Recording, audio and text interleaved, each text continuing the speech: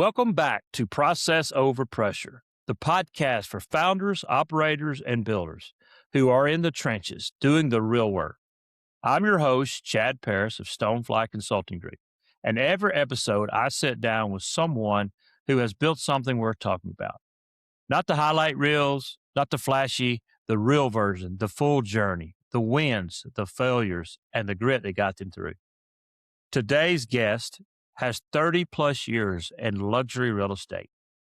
He ran one of the most prestigious brokerages on Fisher Island, 214 acres, one of the most exclusive zip codes. For over 2 decades, he helped pioneer boutique brokerages-as-a-service across the state of Florida, mentoring 125 agents to open their own shop. And now he's taking on a new chapter as managing director of brokerage services at Energy Realty, a 2024 startup making a serious bet that the industry is ready for something different. His name is Donnie Pingaro, and I'll tell you right now, this conversation is one I've been looking forward to. Donnie, welcome to the show. Hey, Chad. Thanks for having me, and thanks for the kind intro there. Yeah, absolutely. I know you and I, we met and talked a little bit on the pre-podcast and how to get a chance to know each other. And I always admire that beautiful scenery. He's in a beautiful area. So I get to see I think he told me he was going down with his daughter for hang out on the beach a little bit at the end of the day. So I was jealous. I was like, man, that's the way you end the day right there. Absolutely. So Donnie, 30 years in real estate, Fisher Island, Asia, now energy. I mean, you could have retired on Amelia Island and just played golf for the rest of your life. What pulled you back in? Yeah, great question. It's been a great run, and I think most of us, when we come out of high school, college, grad school, you never know where the journey takes you, and that's part of the fun. It's part of the turbulence of life, but it's kind of getting through those things. What pulled me back in, and to your point, I actually did intend to retire in the spring of 2025. So about a year ago this time, I had put in my resignation aside after putting in 6 really proud years and really happy and fulfilled of what we did together as we pioneered Florida and the East Coast together. And as you mentioned, we helped 125 plus really deserving, amazing real estate agents to transform from being a salesperson to owning a brokerage. But, I just felt that, my time had come and it was time for me to kind of step back and like I said, play a little more golf, do a little more surfing. The good news about being in any industry quite a long time is you build a lot of friends, you build a great network. And everybody knew how happy and fulfilled I was at my previous role. So no one was approaching me with new opportunities because they didn't want to waste their time or be offensive, what have you. Once the word got out on the street that I was retiring, everybody's like, well, hold on a second, So I had the great fortune from a previous colleague to be introduced to Peter and Aaron Noble, the founders of Energy Realty. Just amazing business folks who have been there, done that. They've already, helped be an integral part of scaling 2 very large national brokerages. They also had that pivot point and said, you know what, there's something lacking in our industry. There's something that's not being offered to really deserving real estate agents, teams, and independent brokerages. And with technology advances and with a really good leadership team, this could be an exciting kind of adventure to try to pull this off to do boutique as a service on a national real estate strength basis. So it was really quick. It was just one of those connections that just happened very quickly. And literally the next day we were on the phone together and said, this makes sense. And I'd love to talk about how I could be a part of building this brokerage with you and being a strategic guiding force to really accomplish what we think could happen. And here we are a year later, we've built the brokerage. It's happening, transacting every single day. And we're around the corner for year 2 for looking even bigger growth and awareness. That's great. A lot of people, and when they start a business or they're in business, there's kind of, I think of it like 2 avenues, right? I can get into the avenue like everybody else does it. And brokerage can be broad. I mean, it can be really, really broad, right? But you've always seemed to, and maybe you can kind of relate to this a little bit and maybe tell why. You've always kind of geared toward the more, I mean, when you think about Fisher Island, it's a smaller area. It's a Yes. narrow. You're not Yes. broad. I mean, you're very narrow in what you do and how you approach it. And a lot of people are scared of that, right? You kind of use a theory: the bigger the pond, the bigger, the better the fish. But you're really more of that narrow. Why did you choose that? I mean, it kind of seems like that's your niche. I mean, that's what you've always done. And so building something, that's a takes a get out there on the limb a little bit to do that. Yeah, great call out. I think in retrospect, I don't know if anybody like puts that on their whiteboard and says, I want to, you Right. know, do more with less. Absolutely. I want to work in really narrow, confined spaces Yeah. that don't have a lot of, plan Bs. Um, but I think certain entrepreneurs, myself included, thrive in the challenge of that. In the fact that, there is a gap here, there is a service that's needed, there is something that could be built here to handle this task. But you got to be gritty. You got to do, again, more with less. And the fruits are pretty rewarding in my mind. So I've always been very, comfortable being uncomfortable. I've always been very more excited to build something rather than go to safe corporate route of patch out a lot of mistakes other corporate people had made in the past. So that's kind of what drives me and excites me day to day. Yeah, I admire that.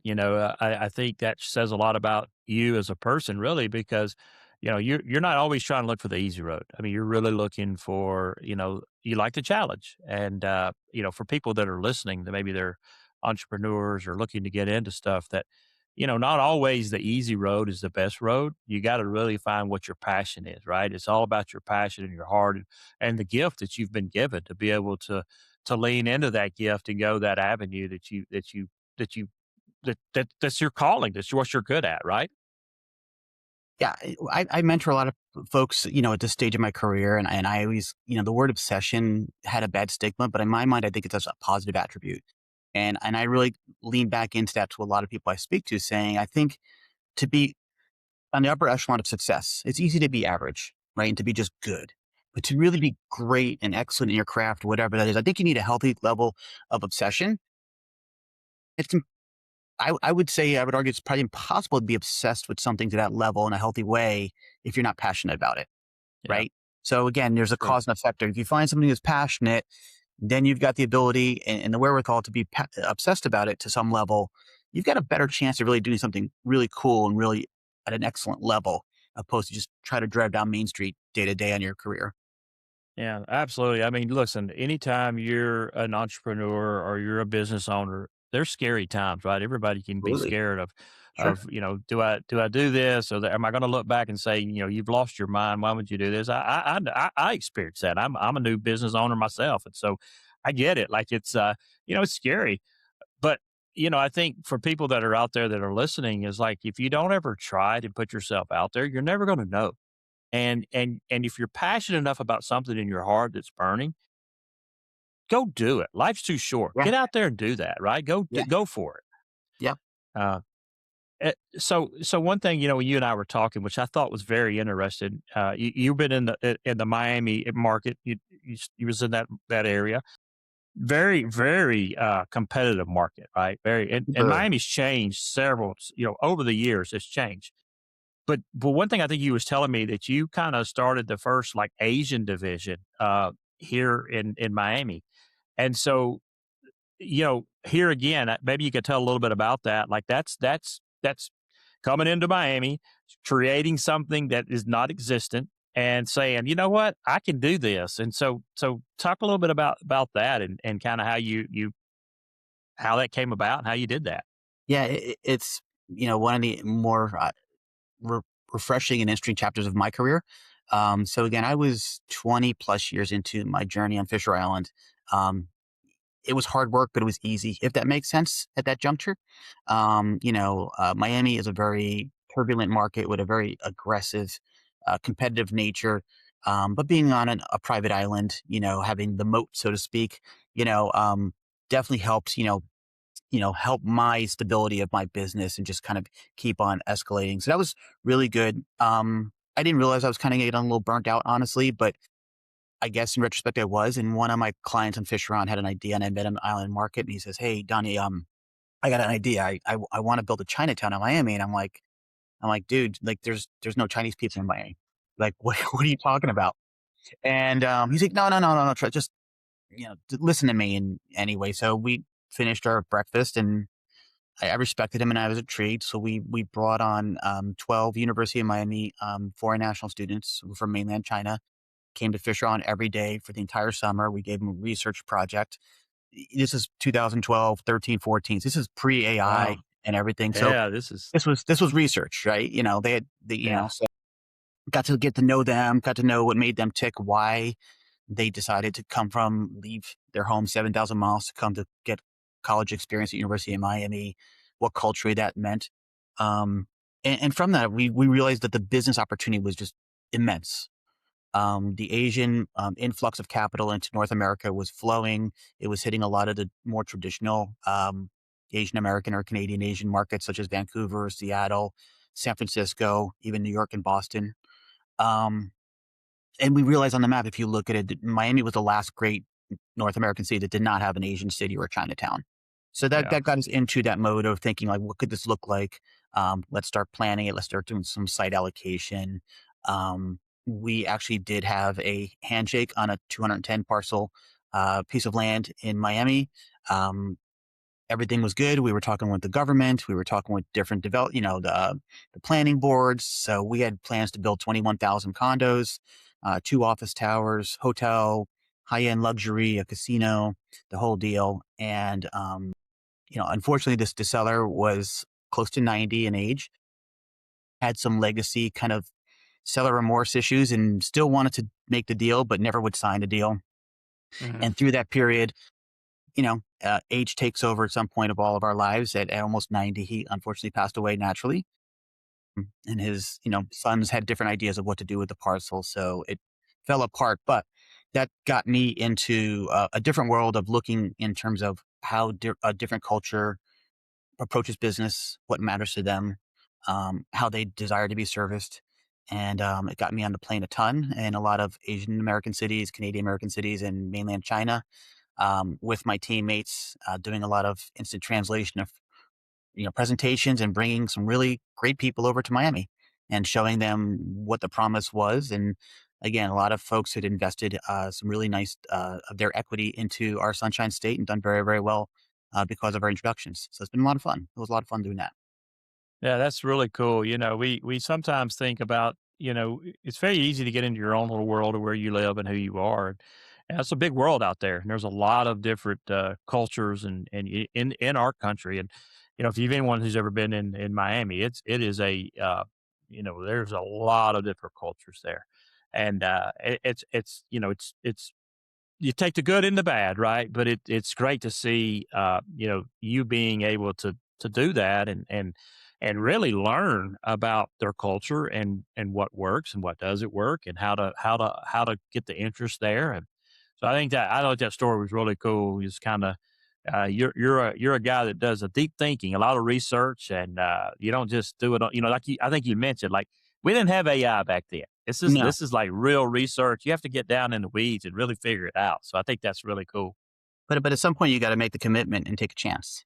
You You got to, do, yeah, as an entrepreneur, you can't be afraid to break things, yeah, and be confident that, you're going to have the wherewithal to, prepare things that are broken along the way.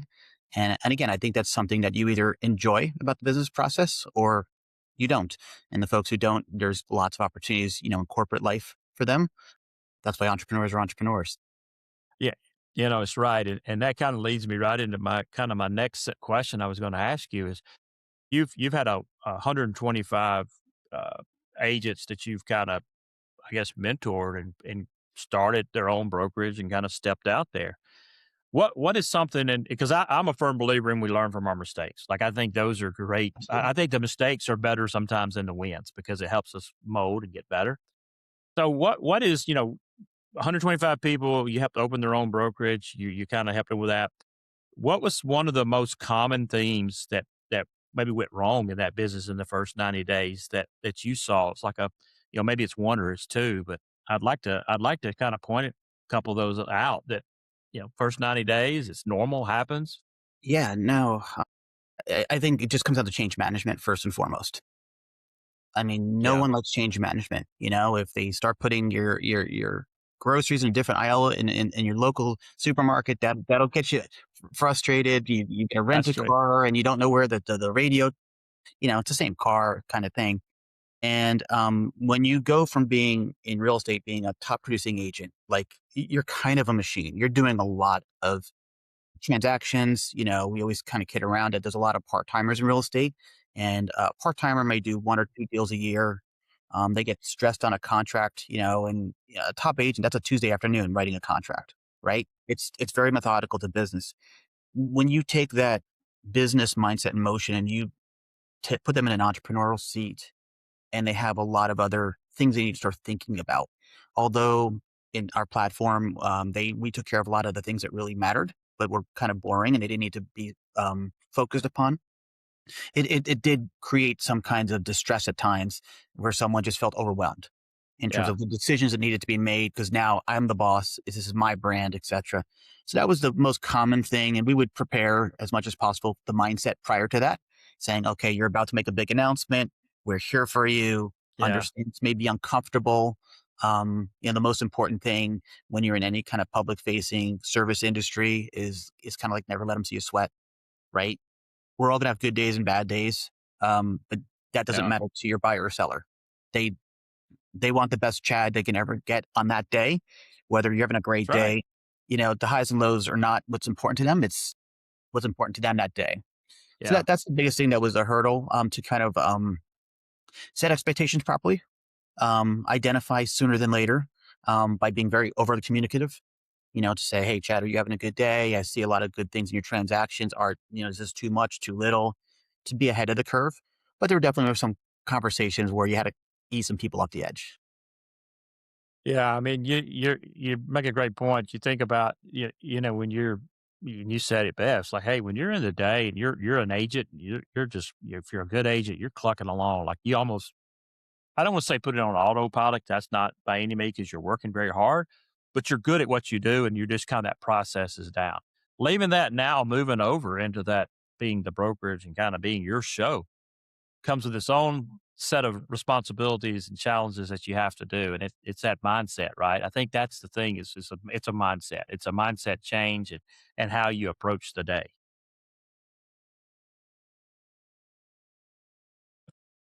Yeah, I wouldn't say autopilot. That's not the right word, but you kind of got the system down. Even the good agents, like you had mentioned, right? You're kind of rolling through that.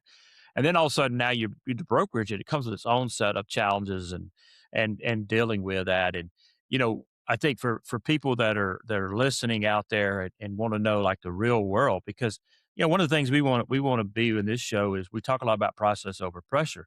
And what I find is that the pressure gets to people because the process is broken down.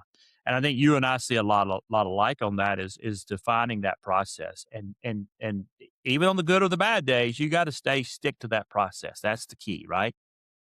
Yeah, I think consistency and being very honest in terms of where someone is in the cycle, of building something. Again, in real estate, when you're a top agent, would say it was a transactional machine, right? Yeah. There's not a lot of really thought about growth or deviation of brand awareness. You're just trying to do deals. When you transfer over to be an entrepreneur, open a brokerage, different responsibilities, different things to consider. And again, once you get in the rhythm, you're good. But until you get there, it can be a little rocky. And it's really just about, having that open communication to whoever your platform or your mentor is, to kind of walk you through that it's okay to have a bad day. Let's get to the next best one. That'll be tomorrow. So that's really what it comes down to. That's great. So here we are, 2024. You put on your young hat again and said, "Hey, Yeah. Energy Realty. Here we go. I'm gonna uh, probably didn't need to, probably don't have to, but you jump back in. So how's it going? How's it been this year? The first year, 2024. It's kind of now you're about to go. You're in 2026.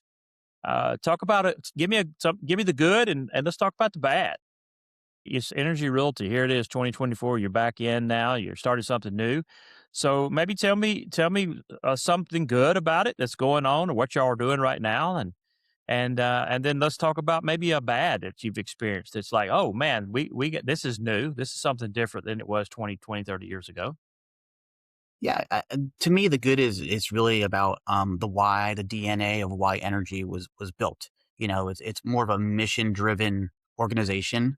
Again, recognizing what all our senior leadership who've all been there, done that, that to just transact and do real estate, it's fairly simplistic. It's a very important task for consumers, but the actual structure of it is pretty simplistic. How the industry has changed, the differentiation of lack of support to really help agents grow, to be very predictable in terms of how they're going to have transactional success or transactional growth is really lacking because we're in a world right now of mega mergers in the real estate industry where, we just had one this year where Compass Anywhere is now a 300 plus thousand agent entity. It's an unheard of scale. So very exciting on one part because they're bringing some different kind of um, ideas to the industry and different resources that can bring things to the next level. But when you talk about how those 300,000 agents, how does that become a sea of sameness, right? Mhm. Okay, so a lot of good things, but there's a lot of agents there that's just not going to work for them in terms of how they want to. Yeah, Again, real estate's very local business, right? It's location, location, location.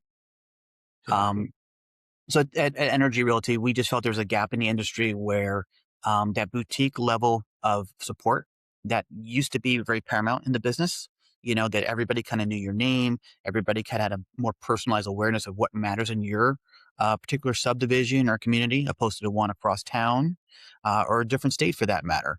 How can we bring that to a larger level of agents who say, you know what, um, I'm not super concerned with what's happening on the corporate level. Um, I really care about building my community. I want to service my neighbors. I want to service my yeah, future neighbors, the folks I go to church with, kids my kids play soccer team with, things of that nature.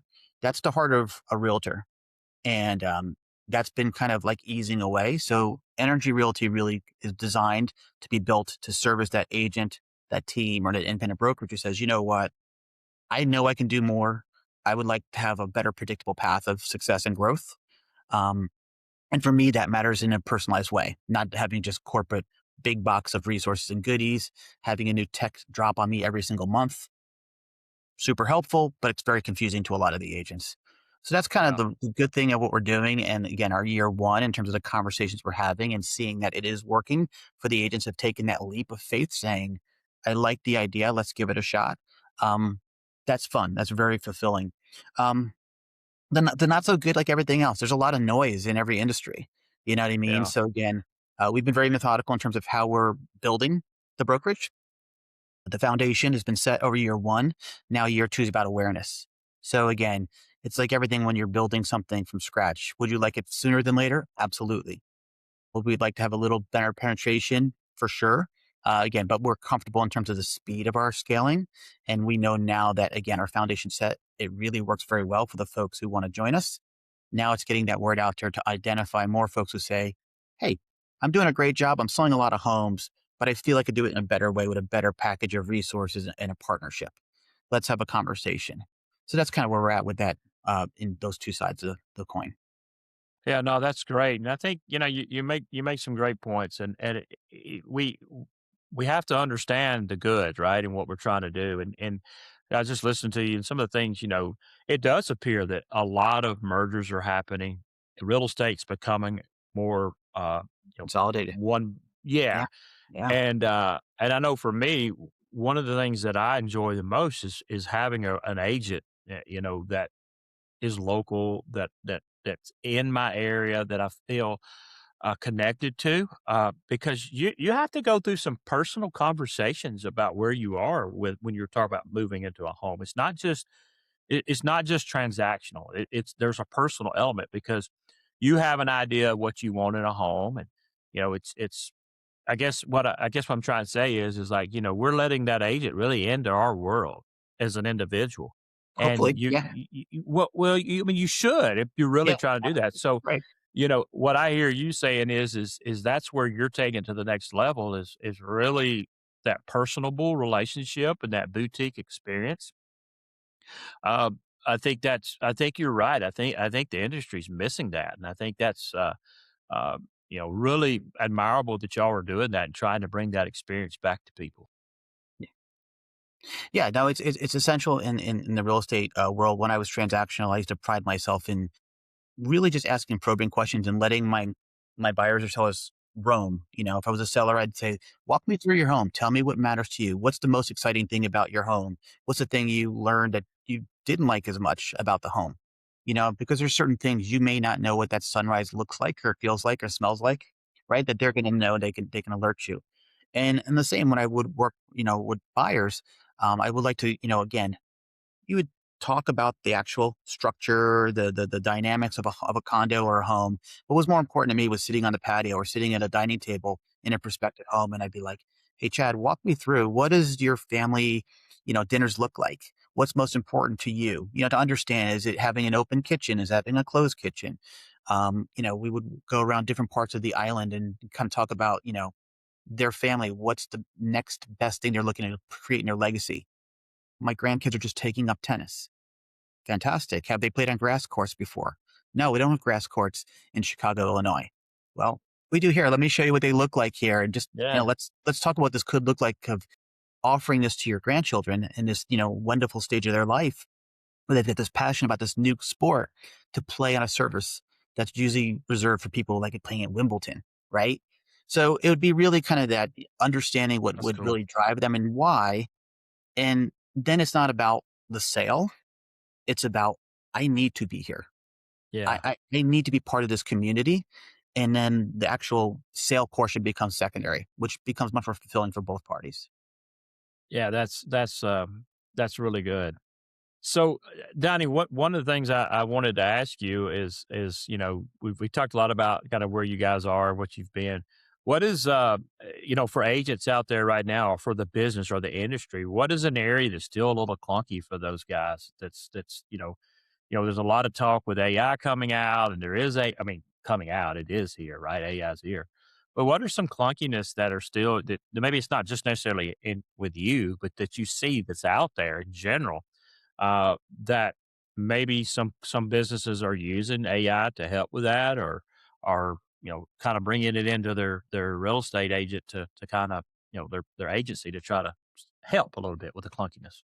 Yeah, absolutely. So in terms of real estate in general, there's two parts of the clunkiness in my mind. One is just there's a tremendous amount of policy reshaping, which it's confusing to the public, it's confusing to the agent. So again, you're getting away from the heart of why this community matters and why I want to take my family to the next story that way. That's something, we can navigate together just with better training from our state brokers, but it's a lot. It's much more frequent than it's ever been. The other part, which has again been very clunky in our industry, is a lot of the larger legacy brokerages or brokerages that are being consolidated are just constantly leading with technology. Mhm. And the technology on the whiteboard when you're in a strategic room sounds really good, but again, at the end of the day, a person who is transacting, who's trying to focus on their community, the people, and what's happening there, it becomes too much. Yeah, And what's happening, consistently is a lot of really great quality tools are just not being adopted. So an agent may have this whole toolbox of great new technology and widgets and things they could use, and they've just said, "Yeah, I have no interest in learning more. I'm overwhelmed, and I just want to sell houses." So that's really been a big problem in our industry as a whole. We at Energy approached it a little different way. We like to say, there's the need to haves and the nice to haves, right? yeah, So we yeah, provide all the need to haves for our agents to conduct proper business, do it efficiently, get paid on time, need to have. The nice to have things are more marketing. They're the bells and whistles. We give them, the autonomy to kind of explore and give them consultation as to what we see is working and not working. But we're focusing our time and our resources on the kind of boring things behind the scenes, right? So those are things that kind of are exciting for us as we build the brokerage that are not going to necessarily confuse and be kind of clutter to the agents as a whole, but they're seeing yeah, much better efficiency in terms of getting paid the same day, getting their contracts reviewed and approved within 5 or 10 minutes. If they have a complex question, the support team or someone who would answer that will give them much more comprehensive answers quicker and in different mediums. Everybody hears and yeah, absorbs things differently. So instead of a quick phone call, they may go, "Hey, Chad, would you like to have an audio clip of what we just explained so you have it for a resource? Would you like a video clip? Certain topics, the resources we have will do that in a very efficient, very sharp manner. And again, it brings speed, accuracy, but again, it really personalizes how someone absorbs that information.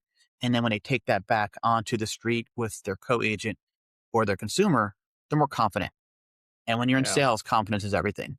If you're unconfident, Yeah. people I will think notice that's, that and it's not going to work. But if you're confident, that's really going to help you close more deals and bring better satisfaction. I think what you said was so true. And I tell people all the time, they ask this question, AI is something that I do with my service that I do is automation. And I get this question all the time. And I think you probably said it better than anybody I've talked to is when you think about AI or you think about these tools, let's just call it tools, resources, whatever. There's a lot of people that's in this mode of let's just bring it all in. And they just have all kinds of different widgets and tools and things like that. And it almost becomes like you don't even remember what you have. And I think that's the wrong approach because I am while I do AI automation processes, I'm a strong component of human element.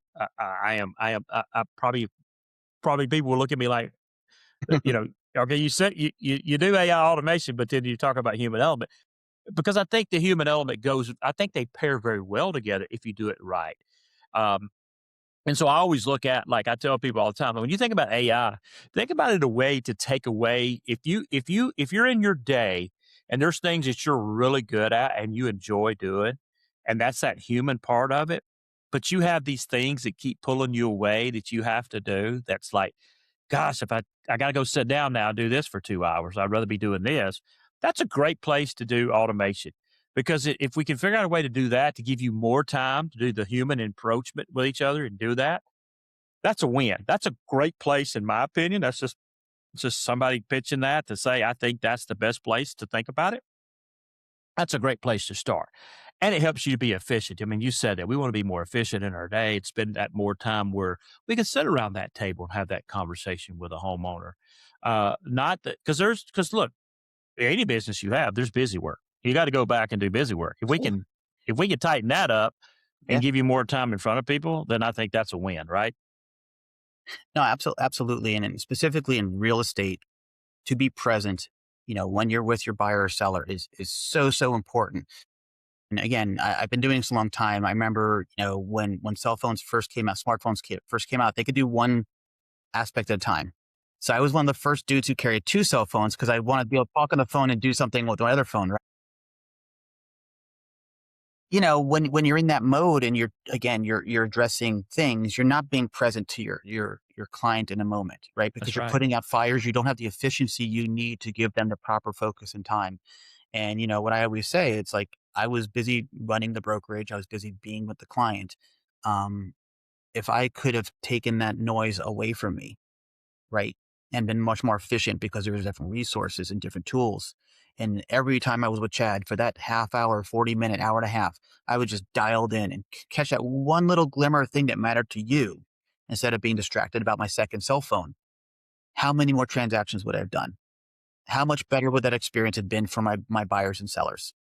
So again, you do the best you can with the resources at a particular time, but that's where it's an exciting time when I talk to agents today. I'm like, listen, when you are with you know, your clients, you should be 110% dialed in. Like there's so many more efficiency tools that are out there to take care of those things, which are super necessary to do, but not in that moment. And the agents that are doing that are thriving. And that's what we're seeing is the agents across the board that are top producers are getting larger and larger market share. Why is that? It's because they're providing More better and time. better service and experience for their That's right. clients. And you're telling their buddy and their friend, hey, you got to use Chad. You got to use Donnie Yeah. because they're dialed in and they're going to give you better service than anybody else out there. Consequently, in our industry, it makes it harder and harder for a junior agent to get ahead. They're not getting the at bats. So we're seeing a larger market share from the top agents, and we're seeing a decreasing market share from the part timers or the junior agents. It's again, how do you kind of address both sides of that to give someone who's really dedicated and really deserving to have that opportunity to grow in the industry. So again, that's also fun of what we're doing today to be consultative on a personalized basis Yeah. because giving them one box of tools is not going to be sufficient for both parts of that industry. No, I mean it's we've the word mentor has been thrown around for years and years and years, and everybody loves that word. If you're in business, and I've been an executive, you have. If you're an executive, the word mentor is like the favorite catchword. But I always laugh because everybody uses the word, but they don't understand what the meaning behind mentor is, and that's not necessarily this older person telling you how to do the business. It's more of where are you, it's more questions that you're probing that mentee, that you're asking. What is it that you're dealing with to be able to, because sometimes they don't know. Sometimes they have no clue where they're falling short. Like they don't know. Absolutely. That's why they're junior. They don't know. Yeah. And so I think that's good that you're doing that because even in what I work with clients and stuff on is I try to really get them to focus on that individual. I think it's important because every junior rep, every young person, every new person coming in is totally different. They're just different. And so you have to really know where they're at and what they're struggling, what they're really good at, what they're not really good at, and find a way to uh, help map. It's really about mapping them to where they are, to where they want to be, and getting them on that right. Think about like an interstate system. You want Yeah. them on the right traveling Right. road versus going all these other different routes, and that's the key of a mentor, right? That's what your job should be. But we miss that a lot of times. I like that. I'm gonna use that with the interstate. I'm gonna be like, I'm gonna be your GPS. So I'm gonna That's it. yeah, I like that. I tell people like be the GPS. You're right. Like help them, guide them to where they go. I mean, when you get in a car, you're gonna if you punch in where you're gonna go, it's gonna Yeah. tell you how to get there. Yep. Um, and you wanna be able to help guide them in that way. Well, so we're kind of getting toward the end of our time here. You know, what I'd love to do is people that are out there that are in your area that may be looking for something different, an opportunity to work with an agent that's more about helping people and listening and being attentive to them in the moment. How would they reach you? How do they get in touch with Energy Realty? What's the best way? What website? How would they, if they're listening, like, man, I want to talk to this guy. How would they do that? Yeah, our website's pretty easy. It's Energy Realty, ENRG.realty. That's going to give you the broad base kind of platform and kind of our basic tenants and kind of things of that nature. But again, I love being in the weeds. I love having the personal conversations. I'm big on LinkedIn, so feel free to reach out to me on LinkedIn. Just DM me. I was on you heard our conversation from Chad's podcast here, but Donnie Donnie Pingaro on LinkedIn. Reach out. Love to have that conversation. Just hear where you're at in your industry, in your career trajectory, and see if there's an opportunity to do something a little better, a little smarter together. Absolutely. Well, Donnie, it has been a true pleasure to learn about you and learn a little bit about your experience, what you've been to, and then kind of what you guys are doing. And again, I'm Chad Paris with Stonefly Consulting. This is Process Over Pressure. Thank you for joining in and look forward to seeing you next time. Thanks.